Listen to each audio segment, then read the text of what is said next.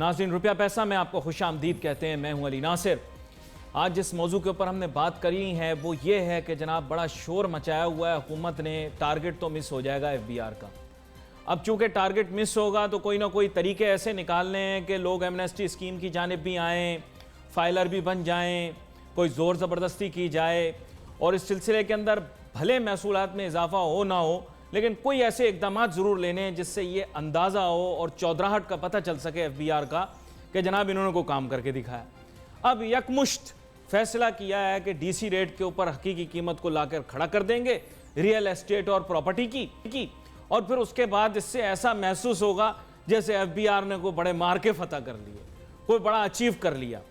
अब इसमें भी दो पर्सपेक्टिव हैं। कुछ लोग ऐसा महसूस करते हैं कि ये बहुत पहले हो जाना चाहिए था, क्योंकि दस्तावेजी तौर पर एग्रीमेंट तो बनाई जाती है किसी कीमत पर, सौदा किसी कीमत पर किया जाता है और फिर FBR या हुकूमत को कोई और कीमत बतलाई जाती है। अब इस बात पर इत्तिफाक इख्तिलाफ पाया जाता है, मुख्तलिफ आरा भी पाई जाती हैं, लेकिन फ्रैंक फैक्ट ये कि कितना पैसा आ जाएगा इसकी वजह से। और कहीं ऐसे तो नहीं होगा कि हमारी रियल एस्टेट मार्केट इससे एडवर्सली इफेक्ट हो जाए, क्योंकि जिन लोगों ने पैसा यहाँ लगाया हुआ है, I will be very Frank, real estate property की कीमतें तब बढ़ती हैं पाकिस्तान में जब करप्शन ज़्यादा होती है और रिवायती सियासतदान करप्शन ज़्यादा करते हैं, रियल एस्टेट में पैसा पार्क करते हैं, रियल एस्टेट में पैसा पार्क होता है, उससे रियल एस्टेट की कीमत ऊपर जाती है, फिर जेन्युइन लोगों को भी चीज़ महंगे दामों मिलती है। लेकिन कंस्ट्रक्शन सेक्टर के लिए एक पॉजिटिव एलिमेंट उसमें यह आता है कि वैल्यू एडिशन का एक मौका मिल जाता है और फिर थ्रू टाइम प्राइसेस के अंदर इंप्रूवमेंट की वजह से रियल एस्टेट सेक्टर और कंस्ट्रक्शन सेक्टर जो है फलता फूलता है। अब इस बारे में बात तो करनी है। अब दूसरी तरफ इन्होंने एक शोर मचाया हुआ, बोल रहे हैं नॉन फाइलर को ये नहीं करने देंगे, नॉन फाइलर को वो नहीं करने देंगे। पहले हमारे मुल्क के अंदर इतने मसले मसाइल हैं, अब मजीद जिद ये है कि अब और तफरीक पैदा करो और कैटेगरीज बनाओ, नॉन फाइलर को सेकंड ग्रेड सिटीजन बना दो वगैरह वगैरह। I am really confused. हुकूमत ने बयानिया बदल दिया। पहले हुकूमत आई, उसने बयानिया ये दिया, पीछे देखो, पीछे तो देखो, पीछे देखो। अब वो पीछे देखो वालों को छोड़ दिया। अब इतना टाइम गुजर गया, लोगों ने जनाब गिरबान पकड़ लिए कि जनाब आप तो 2 टके का काम नहीं करके दिखा रहे। माशी टीम बदल ली, ये कर लिया, वो कर लिया, फिर भी कारकर्दगी जीरो। फिर एक बयानिया और बदला कि जनाब आप करप्ट लोगों को पकड़ेंगे, वो भी पकड़ में नहीं आए। फिर आपको पता है हमारे मुल्क के अंदर आर्म ट्विस्टिंग वगैरह भी होती है, अब उसके बारे में किसी और दिन बात करेंगे। फिर अब बयानिया बदल दिया कि पाकिस्तान की कौम खराब है, हम टैक्स चोर हैं। अब तस्वीरें लगा रहे हैं PIA के जहाज़ों की, लोग कूड़ा फेंक देते हैं, हम बड़ी ख़राब कौम है, हम बड़ी गंदी कौम है, हम चोर हैं। अब ये बातें अब शुरू कर दी। कभी सैनमा की फ़ोटो लगा रहे हैं, लोग ईद पर गए सैनमा में जाकर, उनको चाहिए था अपने कपड़े भी तय करके जाते, इस्त्री भी करते, सफाई भी करते। What A Shem. बार बार अपना बयानिया चेंज करके हुकूमत अवाम को हुडविंग करना चाह रही है। और सच बात यह है कि इस पूरे सिनारियो के अंदर सिर्फ इमरान खान साहब हुडविंग हुए और अवाम हुडविंग हुई है। बाकी तमाम रियायती सियासतदान आपको टीवी पे दिख रहे हैं, ये हमेशा से मज़े में रहे हैं और अभी भी मज़े में। तो इसके बारे में बात करेंगे थोड़ा। ये FBR जो DC रेट वाला मामला करना चाह रही है, बात करेंगे। मेरे साथ बड़ी अहम मेहमान शामिल गुफ्तगू होंगे। जनाब हसन बख्शी साहब चेयरमैन हैं आबाद के, और जनाब डॉक्टर इरशाद साहब जो कि हमारे साबिक चेयरमैन FBR रहे हैं। वेलकम करता हूं आप दोनों को शो में। शुक्रिया जी। तो गुफ्तगू का आगाज़ हसन बख्शी साहब आपसे करता हूं मैं, क्योंकि डॉक्टर इरशाद साहब से तो मैंने तफसीलात लेनी है कि अब इस पॉलिसी को आगे लेकर किस तरह से जाएंगे। हसन बख्शी साहब, ये यकमुश्त एकदम फटाफट से अगर इन्होंने रेट बराबर कर दिए, कोई प्रायर प्लानिंग नहीं की और अपनी तरफ से ये so called documentation, so called revenue collection step से आप लोगों की इंडस्ट्री को इम्पेक्ट आया, तो उसके नतीजे में पाकिस्तान की मईशत का क्या हाल होगा, इसके बारे में बताएं। कोई मस्बत पहलू भी वो भी बताएं जी। बिस्मिल्लाहिर्रहमानिर्रहीम। शुक्रिया अली नासिर साहब। सबसे पहले तो मैं ये इस बात की वजाहत कर दूं कि ये इसमें दो राय कोई नहीं है कि ये मुश्किल वक्त है और हम सब ने इस मुश्किल वक्त में साथ मिल के जुल के आगे बढ़ना है और इस मुल्क की इकॉनमी को बेहतर करना है। जहाँ तक आपने वैल्यूएशन का कहा कि ये मार्केट ट्रांजैक्शन पे ले आएंगे, पिछले 3 साल से आबाद का बयानिया यही था कि ट्रांजैक्शन वैल्यू पे ट्रांजैक्शन रजिस्टर होनी चाहिए। हाँ, पर साथ साथ ट्रांजैक्शन कॉस्ट कम करनी चाहिए। इस वक्त ट्रांजैक्शन कॉस्ट तकरीबन 10% है, 10-11% है, जिसमें 4% फेडरल गवर्नमेंट लेती है और 7% प्रोविंशियल गवर्नमेंट लेती है। हमारा बयानिया यही था कि 1% फेडरल गवर्नमेंट ले और 1% प्रोविंशियल गवर्नमेंट ले, और वो जो 1% फेडरल गवर्नमेंट लेती है ट्रांजैक्शन के वक्त, वो भी इख्तियार उनका 18वीं तरमीम के बाद नहीं है, क्योंकि 18वीं तरमीम के बाद ये कंस्ट्रक्शन हाउसिंग प्रोविंशियल सब्जेक्ट है। हाँ, फेडरल गवर्नमेंट टैक्स ले सकती है income generated on construction activity पे, तो वो भी ग्रेजुअली आप हर साल कम करें, 1 से 0.75%, 0.5%, 0.25% और फिर 0% पे ले आएँ 4 साल पे। प्रोविंशियल गवर्नमेंट को हमने ये कहा है कि 1% आप ले लें, या आपका existing 7% of the DC value और 1% of the actual transaction value whichever is high. But unfortunately, this recommendation of yours has never come on the table. आपने ये recommend जरूर किया, but it is not going to be in the finance bill 2019. I don't think so. मैं आपको थोड़ा सा complete कर दूं, मैं इसके कंप्लीट नहीं करूंगा तो आप नतीजे पे नहीं पहुंचेंगे। देखिए अली नासिर साहब, मैं आपको एक बात बताऊं, जहां हमने इतना बड़ा स्टेप लिया कि इसको कर दिया जाए और इसको ट्रांजैक्शन को कम किया जाए, इसके साथ साथ एक बहुत बड़ी इंपॉर्टेंट चीज़ है जो एक शिक है इनकम टैक्स में, 236W। 236W क्या है? 236W ये है जो 2 साल पहले मुतारिफ की गई थी कि आप डीसी वैल्यू फ़र्ज़ करें एक चीज़ की 3 रुपये है और आप ट्रांजैक्शन करते हैं 10 रुपये पे, जो FBR वैल्यू है या जो एक्चुअल मार्केट वैल्यू है उस पर आप करें तो 3% टैक्स देके आपको वेल्थ रिकन्सिलिएशन नहीं पूछा जाएगा। हमने अभी भी शब्बर साहब को ये कहा है कि उसको आपने 3 साल 236W को चलाना है, वरना इतना बड़ा ये फर्क आ जाएगा कि पूरी मार्केट बिल्कुल स्टॉप हो जाएगी। शब्बर साहब चेयरमैन बनने से पहले और चेयरमैन बनने के बाद एक मुख्तलिफ शख्स होंगे, बिल्कुल जैसे वजीर आजम बनने से पहले और वजीर आजम बनने के बाद लोग बदल जाते हैं। डॉक्टर इरशाद साहब, आपको सबसे पहले तो मैं ये बताता चलूं कि सर मेरे ख्याल से टारगेट मिस हो जाएगा। This is an independent assessment, but taking such steps आपके ख्याल से is it going to help in any way the collection revenue measures or documentation in this country? जी doctor Shah, thank you very much Ali, बड़े अच्छे और बड़ा important topic पे आप बात कर रहे हैं। एक तो पहले आप में जो बात की कि रेवेन्यू टारगेट मिस हो जाएगा, वो डेफिनेटली मिस हो जाएगा और एक बड़े अमाउंट के साथ मिस हो जाएगा, जो कि अच्छी बात नहीं है। अब अपने ओरिजिनल टॉपिक पे आते हैं। बख्शी साहब को मैंने सुना है और इनसे मेरी मुलाकात भी है और इस टॉपिक पे हमारी कई दफ़ा गुफ्तगू भी हुई है। और अगर मैं ये बताऊं तो ये टेबल वाला इशू था जो तकरीबन मेरे वक्त में ही शुरू हुआ था, इसमें ज़रा भी इनपुट है। एक ज़रा आपको एक बैकग्राउंड अली अंडरस्टैंड करना पड़ेगा कि हमारे मुल्क में करीबन 45 से 50% इकोनॉमी इनफॉर्मल है, यानी अनडॉक्यूमेंटेड है, और वो इकोनॉमी करीबन 90 to 95% हमारे रियल एस्टेट या प्रॉपर्टी सेक्टर में मूव करता है। लिहाजा ये एक इंतहाई अहम कंपोनेंट है हमारे इकोनॉमी का। अब गवर्नमेंट को चाहिए था कि इसको डॉक्यूमेंट कर दे और इससे कुछ टैक्स भी ले ले। ये दोनों ऑब्जेक्टिव्स तो शायद अंडरस्टैंडेबल है और इस पे बख्शी साहब और के यानी कई और जो बिल्डर्स हैं और जो इस कारोबार से वाबस्ते हैं उनको कोई शिकायत नहीं है। इनके जो मसला अब आ रहा है और ये जो ले जा रहे हैं इनको मार्केट प्राइस पे, ये तो ऑलरेडी सेक्टर बैठा हुआ है। जब आपने फाइलर और नॉन फाइलर का जो चक्कर मतलब बगैर सोच समझ के अप्लाई कर दिया तो आपने तो इकोनॉमी ऑलरेडी रोकी हुई है। और अगर आप इनको खोल भी दें और आप मार्केट प्राइस पे करें तो मेरे ख्याल में, मैं अपनी तरफ से मेरी नाकिस राय ये है कि ये रियल एस्टेट सेक्टर के साथ जाती होगी। मार्केट प्राइस कोई फिक्स चीज तो है नहीं। मार्केट मेरे और आपके बीच में अंडरस्टैंडिंग है, ये वेरिएबल है, ये एस्टिमेटेड है, इस पे बहुत सी डिस्प्यूट्स अराइज करेंगे। और इसका जो यूनिवर्सल रूल ये है कि लीस्ट या मिनिमम असेस्ड प्राइस, मेरा जो अंडरस्टैंडिंग है। लेकिन यहां पर मुझे एक छोटी सी ब्रेक पर जाना होगा।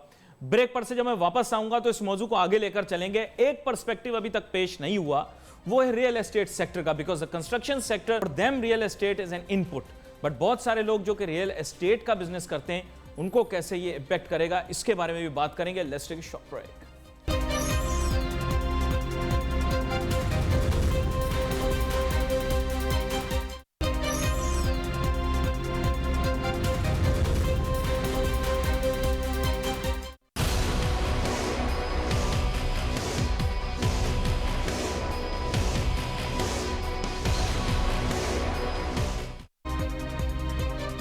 नाज़रीन, welcome back after the break. गुफ्तगू हमारी जारी है। अब एफबीआर बहुत सारे ऐसे स्टेप्स लेना चाह रही है जिससे उनका ख्याल ये है कि जनाब लोग जो हैं वो डॉक्यूमेंटेशन की तरफ आ जाएंगे। मैं चाहता हूं कि चेयरमैन एफबीआर शब्बर जैदी साहब, जो कि एक अच्छे इंसान है, मैं अभी भी बोलता हूं, लेकिन इशू और प्रॉब्लम ये होता है कि जब बंदे को इख्तियार मिल जाए तो एक प्रॉब्लम होती है और एक क्लैश ऑफ इंटरेस्ट जब क्रिएट होते हैं, क्योंकि जो भी हो वापस उन्होंने अपनी चार्टर अकाउंटेंसी की फर्म में जाना होगा, वो अपने क्लाइंट्स के इंटरेस्ट को हमेशा वॉच करेंगे, चाहे उसे हम फॉर्मर क्लाइंट्स ही क्यों ना कह लें।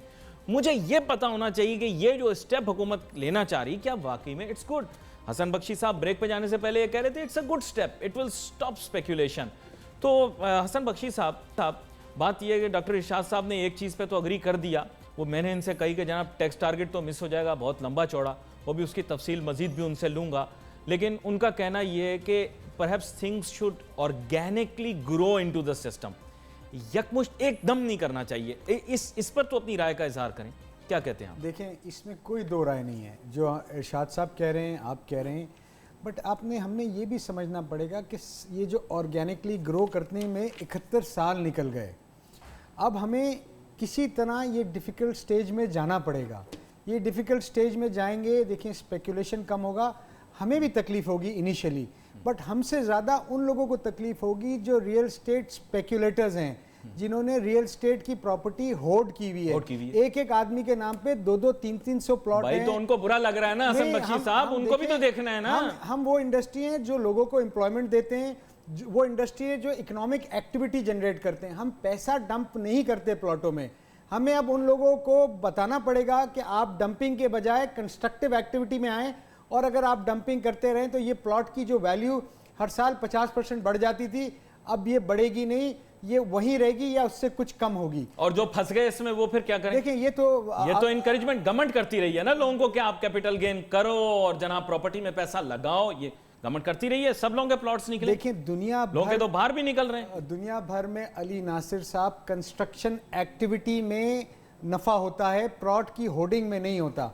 हमारे मुल्क में अगर मैं एक प्लॉट 5000 गज का बना रहा हूं तो मेरा 5 साल में प्रोजेक्ट कंप्लीट होता है, तमाम कैपिटल और तमाम नफा मिला के भी मैं वो 5000 गज का प्लॉट 5 साल बाद नहीं ले सकता, 3000 गज का प्लॉट लेने पे मजबूर हूं क्योंकि प्राइसेस इतने बढ़ जाते हैं। अच्छा, आप लोग जो भी कर लें, पीर बाबा टेंशन फ्री, उनको परवाह ही नहीं पीर बाबा को कि आप लोग टैक्स बढ़ाओ लगाओ, डीसी रेट क्या हो, उनका लेना देना ही कुछ नहीं, वो दे दिला के देखें ना। खैर आगे चलते हैं। डॉक्टर इरशाद साहब, बात यह है कि आपने जिस तरह से निज़ाम को समझाने की कोशिश की, मेरा ऐसा ख्याल है, पता नहीं, मैं शायद मेरी नीयत को आप गलत ना समझिएगा, मेरा ऐसा ख्याल है कि शब्बर जैदी साहब कुछ खास कर नहीं पाएंगे, ये वो भी आप जानते हैं, and he is also getting bit jittery and nervous. It's not his fault, it's a systemic problem. Don't you think we should fix the systemic problem before going into documentation and collection? क्या कहते हैं आप? मैं बिल्कुल आपके साथ 100% Ali agree करता हूं। देखिए, सिस्टम इदारों को अगर मजबूत नहीं करेंगे और इदारे आप बनाएंगे नहीं, आप मिटाने की कोशिश करेंगे तो आपके मसाइल बढ़ेंगे, मसाइल घटेंगे नहीं। मैं जरा थोड़ा सा बख्शी साहब के पॉइंट को रेफर करता हूँ ताकि जरा एक्सप्लेन हो जाए, क्योंकि प्रॉपर्टी में ये दोनों आते हैं, रियल एस्टेट और जो डेवलपर्स है। तो मैंने इसलिए कमेंट की बात की। आई एग्री विद हसन कि जो डेवलपर्स हैं ये जॉब क्रिएटर्स हैं और एक पुलर्स है of around 8 to 10 other industries. तो इनकी बात सुननी चाहिए, और जो कास्ट इवेल्युएशन की, क्योंकि जब तक इनके जेन्युइन ग्रीवेंसेस एड्रेस नहीं होंगे तो ये मसला हल नहीं होगा, और ये पास्ट में भी हल नहीं हुआ। और जो 236W की बात की है, बिल्कुल इससे बड़े ज्यादा मसाइल जन्म लेंगे। मैंने सिर्फ पहले ये बात एक्सप्लेन करनी थी, मुझसे पहले उसमें रह गई थी। हाँ, जहां तक आपने जैदी साहब की बात की, तो मैं जाती तौर पे तो आपको पहले एक कमेंट कर चुका हूँ, ऐसा ना हो जैदी साहब खफा ना हो, लेकिन देखिए उसका कोई एक्सपीरियंस है ही नहीं। वो हमेशा टेबल के दूसरे साइड पे, उसकी जिंदगी उधर गुजरी, वो सिर्फ इस तरह ही सोचता रहा है। अब जब इधर आया है, देख के ये इसके डायनेमिक्स ही डिफरेंट है। उनको तो 6-7 साल लगेंगे, जो अंडरस्टैंडिंग आ जाएगी कि गवर्नमेंट मशीनरी काम कैसे करती है, वो तब तक बहुत कुछ डैमेज हो चुका होगा। नहीं सर, देखिए, let me call a spade. बात यह कि शब्बर जैदी साहब बेशक दूसरी साइड पर हों, लेकिन जैसे बार और बेंच का रिलेशनशिप होता है, इसी तरह आप लोगों के यहाँ भी लोग सिस्टम से वाकिफ है। और आपको पता है कि पिछले अदवार के अंदर वो बड़े नजदीक होते थे, फिर बीच में अशफाक तोला साहब नून लीग के साथ लग गए तो उनका किरदार कम हो गया, लेकिन by and large he knows how policy is developed. मेरी ऐसी राय है।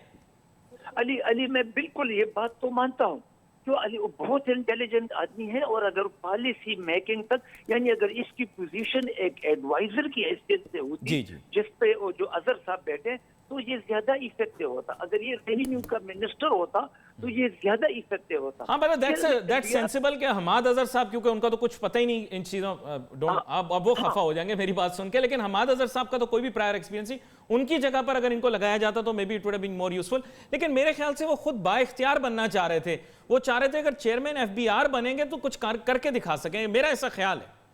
तो ये बात बिल्कुल सही है, उसको ये शौक था काफी देर से, और वो बने तो ऑनररी बने। देखो ये बहुत सीरियस क्वेश्चन फ्यूचर में जन्म करेंगे कि जो income tax ordinance, sales tax, FED में कहीं पे ऑनररी चेयरमैन अथॉरिटी है ही नहीं। तो जो ऑर्डर ये कर रहा है और उसका टैक्स इम्प्लीकेशन है, फ्यूचर में अगर कोई बंदा आकर इनको क्वेश्चन कर लेता है कि ये किस तरह आपने ऑर्डर की थी, किस अथॉरिटी के तहत आपने की थी, जो जुडिशियल ऑर्डर है जो वो कर ही नहीं सकता, तो ये तो कल सीरियस कॉम्प्लिकेशन बल्कि उनको के लिए भी जो ओबे कर रहे हैं। I just want to come back to the topic once again. एक छोटी सी चीज जो मेरे जहन में अभी तक वाजे नहीं हुई। देखिए, मैं हसन बख्शी साहब की आर्गुमेंट पूरी मानने के लिए तैयार हूं, ही इज राइट कि मुल्क में स्पेकुलेशन होती है, प्रॉपर्टी में लोग पैसा पार्क करते हैं और लोगों की रसाई से प्रॉपर्टी बाहर हो जाती है, लेकिन एफबीआर का इसमें क्या एडवांटेज है? मुझे सिर्फ इतना बता दें कि हमारी रेवेन्यू में कितना इजाफा होगा अगर डीसी रेट और ट्रांजैक्शन रेट्स बराबर हो जाते हैं। तो मुझे कॉन्क्रीट रिजल्ट चाहिए सर। माशरे की इस्लाह वो एक अलहदा चीज है, इस तरह तो फिर बंदा दरवेश बन जाए, पूरा दिन माशरे की इस्लाह करे। मुझे ये बताएं कि इस स्टेप से how much are we going to receive as revenue? देखिए, मुझे लगता है कि रेवेन्यू इम्पैक्ट इसका इतना बड़ा नहीं होता। मैं एग्जैक्ट फिगर तो शायद आपको, क्योंकि मैं सिस्टम से बाहर हूं, मैं एग्जैक्ट फिगर नहीं, तो आपको मतलब नहीं बता गिव मी अ सकूंगा। Ballpark figure. Do you think that it's going to be hundreds of billions of rupees? No, not at all. Hasan बैठा हुआ है, इसका इतना इम्पैक्ट नहीं आना। नहीं है। बात तो ये है कि आइडियली तो ये मार्केट रेट पे तो होना चाहिए, लेकिन मार्केट रेट तक पहुंचने के लिए तरीका जो एडॉप्ट किया गया है, मेरे ख्याल में ये अल्टीमेटली काउंटर प्रोडक्टिव होगा और इसमें नुकसान होगा, लिटिगेशन होगी, स्पेकुलेशन जो है वो ज्यादा मुकदमों को जन्म लेगी। एक मिनिमम लेवल पे, एक रीजनेबल लेवल पे इनको, फिर जो ऑब्वियसली जो डीसी रेट है वो बहुत कम है, एफबीआर के रेट्स होने चाहिए, लेकिन एक रीजनेबल जो पब्लिक को एक्सेप्टेबल हो उस पे करना चाहिए। और अगर होल्डर्स को आपने पकड़ना है तो देखे, ये तो रिकॉर्डेड ट्रांजैक्शन है, बोर्ड का सिस्टम इतना डेवलप होना चाहिए कि ये सारी चीजें कहीं ना कहीं गवर्नमेंट के रिकॉर्ड पे तो हैं, तो इनको चेस कर, यानी documentation should be the essential step. ये बात सही है। देखिए, मैं दोनों पर्सपेक्टिव्स, बिल्कुल सही है, दोनों पर्सपेक्टिव सुनने भी चाहिए, समझने भी चाहिए। I fully understand the perspective of Hasan Bakhshi साहब, I fully understand your perspective, and of course मैं पर्सपेक्टिव भी सामने रख दिया है जो रियल एस्टेट के अंदर जिन लोगों ने इन्वेस्टमेंट की हुई है, और tremendous amount of money is parked in real estate. अब उसको भी हमें देखना है, आप सिटीजन्स के इंटरेस्ट को भी प्रोटेक्ट करना है, बिजनेसेस के इंटरेस्ट को भी प्रोटेक्ट करना है। एक छोटी सी ब्रेक लेंगे, ब्रेक के बाद जब वापस आएंगे फिर हम ओवरऑल जो पर्सपेक्टिव है उसमें भी देखेंगे कि एफबीआर का किरदार क्या रहा है, बजट मेकिंग कैसी रहेगी, इकोनॉमिक सर्वे में क्या होने वाला है, सारी चीजों का इंप्लीकेशन देखेंगे, but after short break.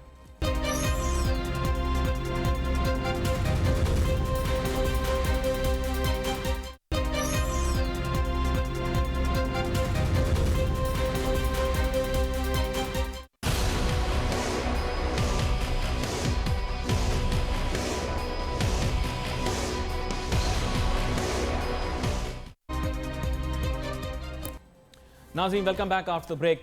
Break पे जाने से पहले हमारी बात हो रही थी, हम डिस्कस यही कर रहे थे कि जनाबे वाला ये जो एफबीआर कुछ इक़दामात ले रही है, जो कि मैं आपको सच बता दूं, ये खाली जो है ना कोशिशें कर रहे हैं कि ये आई वॉश सा हो जाए। बुरा लगेगा, लेकिन सच बात ये कि एफबीआर में भी इस वक्त बहुत सारे लोगों को बुरा लग रहा है, और मैं अब किसी को कोर्ट तो नहीं कर सकता, ना मुझे करना चाहिए, but I think there is a lot of confusion there. Break पे जाने से पहले डॉक्टर इरशाद साहब एक बात कर रहे थे, तो हसन बख्शी साहब की गुफ्तगू रह गई, तो एक मिनट ये बात कर लें, फिर उसके बाद मैं कोशिश करूंगा कि जो बजट वाला मौजूद उस पर आगे लेकर चलें। जी हसन बख्शी साहब, आपको वजाहत करना चाह रहे थे जो बात डॉक्टर इरशाद ने चाह रहा था, विद ड्यू रिस्पेक्ट टू इरशाद साहब, हमारे सीनियर भी हैं, दोस्त भी हैं, भाई भी हैं। देखिए, ये induction of private sector in regulatory bodies या ऐसी बॉडीज़ जैसे एफबीआर हैं, ये मैं समझता हूँ अब ज़रूरत है। हम पिछले 71 साल से ब्यूरोक्रेट्स को टेस्ट एंड ट्राई करते आ रहे हैं, वो रिजल्ट्स नहीं आए जो एक्सपेक्टेड थे। मेरे हिसाब से अब वक्त आ गया है कि प्राइवेट सेक्टर्स के लोगों को उन जगह पर तैनाती की जाए और उनसे रिज़ल्ट लिया जाए। अगर ये नहीं होगा और वही निज़ाम चलता रहेगा, देखें पिछले 30 साल से एक पॉलिटिकल सिस्टम चल रहा था इस मुल्क में, 2 पार्टियों का रूल था, और तो जो ब्यूरोक्रेसी भी अलाइंड हो गई उससे, कुदरती है एक जब यानी आप चाह रहे हैं कि अगर स्टेटस को में तब्दीली आए तो we need to bring people from the private sector into this. और उनको रिस्पॉन्सिबिलिटी भी दें, अथॉरिटी भी दें, और फिर उनसे रिजल्ट लें। अच्छा, यहाँ पर खुर्रम शहजाद साहब भी हमें ज्वाइन कर चुके हैं, ये मारूफ मईशतदान है और इनका भी ताल्लुक प्राइवेट सेक्टर से रहा है, तो he is one of the few people who are economists and have worked in the private sector, are working in the private sector. Khurram Shahzad साहब, आपको सबसे पहले तो वेलकम करता हूँ शो में, और दूसरी चीज़ ये है, coming right to the point, वो ये है कि अब बजट आने वाला है, people have got lot of expectations, I have a long list here, और मुझे कुछ ऐसा लग रहा है कि पाकिस्तान की जो मौजूदा हुकूमत है तहरीक इंसाफ की, they are going to be missing some important economic target set by themselves and they have been able to achieve very little on every front. क्या कहते हैं आप? देखें, इसमें जो सबसे बड़ा जो टारगेट है ना, वो बेसिकली टैक्स का टारगेट है, और आपने देखा होगा कि तकरीबन 1400 अरब रुपए जो है वो एडिशनल टारगेट किए जा रहे हैं इस साल। हालांकि जो लास्ट ईयर था उसमें तकरीबन कोई 400-450 अरब का शॉर्टफॉल है ऑलरेडी, और इस मरतबा चूंकि आपको पता है ग्रोथ के भी कंसर्न्स हैं, ग्रोथ भी नीचे रहने की तवक्को है, लेकिन एक अच्छी बात जो सिल्वर लाइनिंग है वो ये है कि इस मरतबा का बजट लगता है कि थोड़ा सा आउट ऑफ द बॉक्स हो सकता है, जिसमें आप रिटेलर्स को भी डालेंगे, जिसमें उनको डालेंगे, उन नॉन टैक्स पेयर्स को जो ऑलरेडी एक हमारे यहाँ जो है वो ब्रैकेट में नहीं रहे।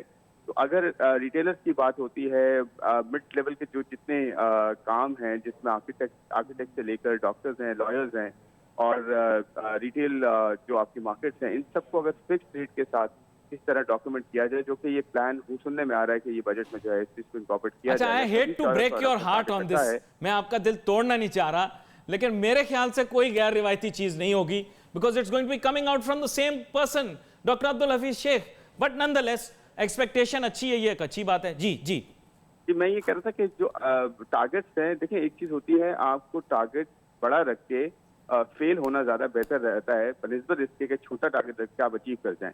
तो मेरे ख्याल में टारगेट हाई रखने चाहिए हमें, जिसमें एक ग्रोथ का टारगेट हमने लो रखा है, वो भी ज्यादा होना चाहिए था, जो कि अगले साल का तकरीबन कोई 3-3.5% है, जो कि 4-4.5% होना चाहिए।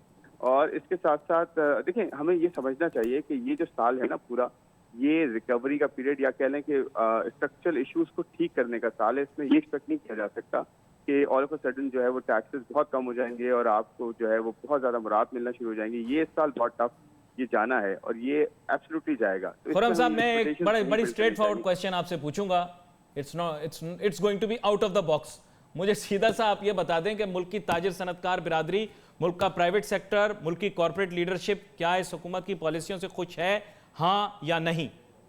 नहीं जी, अभी तक तो नहीं है, और उसकी वजह आपके सामने ही है, क्योंकि ग्रोथ नीचे जा रही है, इंटरेस्ट रेट्स ऊपर जा रहे हैं, रुपये में स्टेबिलिटी ऐसे नहीं है जितनी होनी चाहिए है, प्लस आपके जो है वो सब्सिडीज कम होने जा रही हैं, क्रॉस सब्सिडीज जैसे डिफरेंट सेक्टर्स की हैं वो कम होने जा रही हैं, जीरो रेटिंग खत्म होने जा रही है।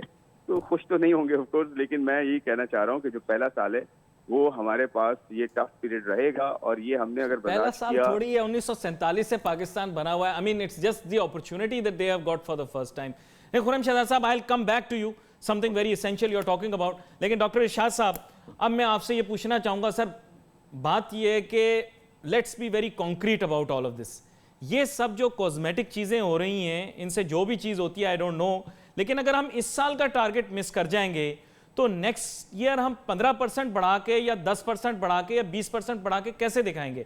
और दूसरी चीज ये है, क्योंकि आप अपर एचेलॉन्स ऑफ पावर में रहे हैं, बात ये अगर मैं डॉलर का रेट जो है वो 20-25% बढ़ा दूं, उसके बाद अगर मैं अपना टैक्स रेवेन्यू टारगेट 10-15% बढ़ा भी देता हूं, तो मेरा जितना रेवेन्यू आएगा वो तो डेट सर्विसिंग की तरफ जाना है, डिफेंस हार्डवेयर पेमेंट्स की तरफ जाना है, जो कि डॉलर्स में होंगी। तो आपकी सारी एक्सरसाइज इन फ्यूटिलिटी है। आपको तो अगर चेयरमैन एफबीआर होते हो आप माजी में भी, जैसे आपने नोट किया होगा, आपको तो ऐसा महसूस होता होगा हाथ बंधे हुए हैं। बिल्कुल, मैं अली जरा ये बात क्लियरिफाई कर लूं जो हसन ने कहा। देखे, बिल्कुल किसी का भी हक है, एज अ पाकिस्तानी कोई बंदा कहीं भी जा सकता है, लेकिन इस पर कोई बार नहीं है। मैं सिर्फ जो बात कर रहा था, मैं एक ब्यूरोक्रेटिक सेटअप की बात कर रहा था, एक एग्जीक्यूटिव मशीनरी की बात कर रहा था। प्राइवेट सेक्टर जो सारे पॉलिटिशियंस है, ये सब प्राइवेट सेक्टर है, और कितना प्राइवेट सेक्टर चाहिए। चले, ये तो एक साइड इशू थी।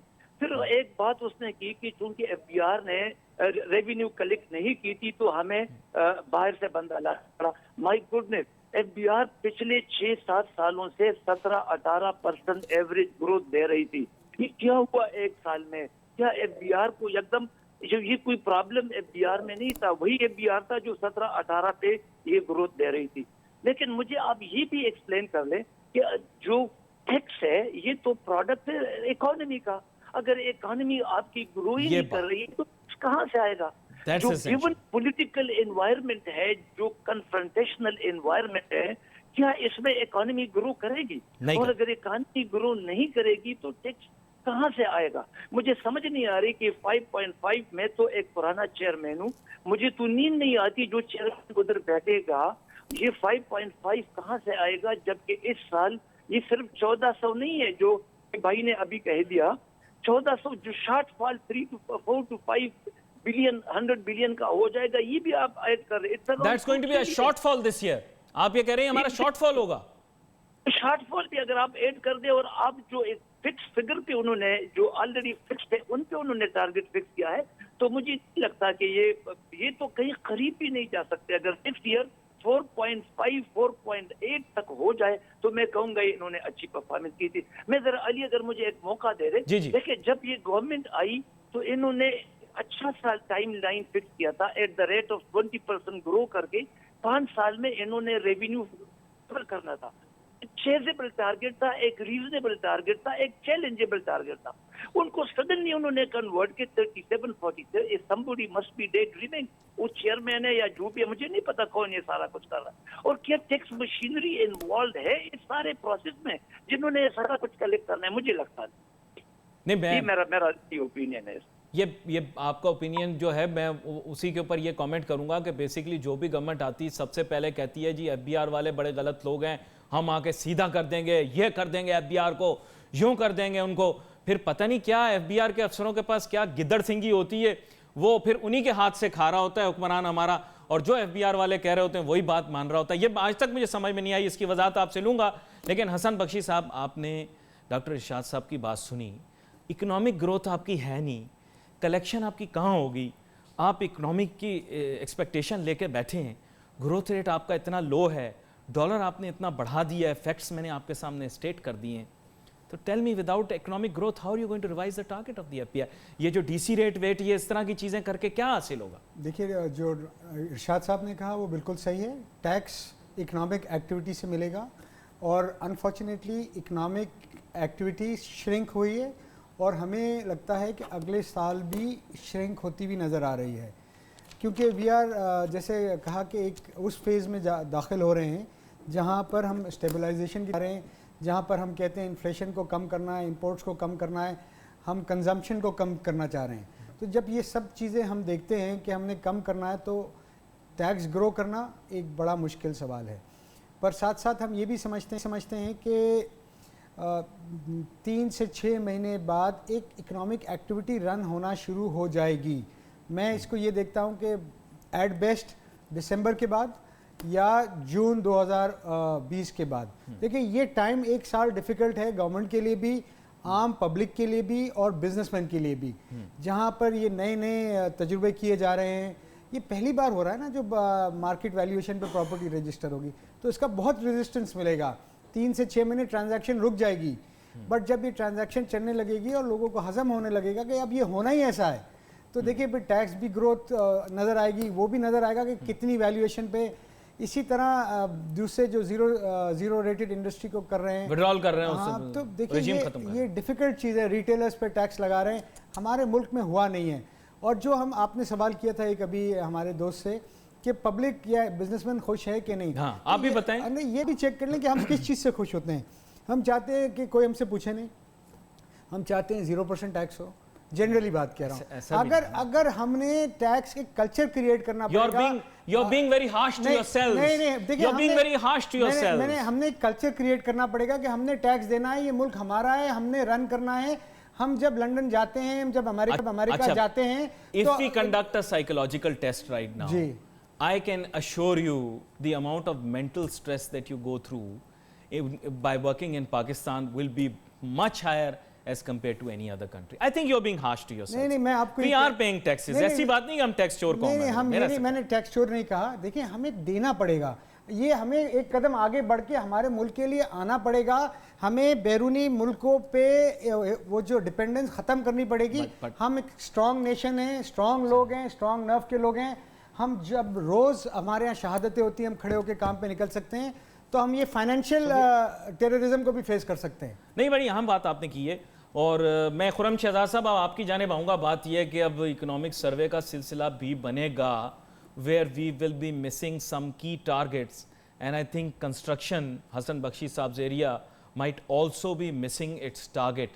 Do you think that we will be able to revise upwards the targets for growth in our country?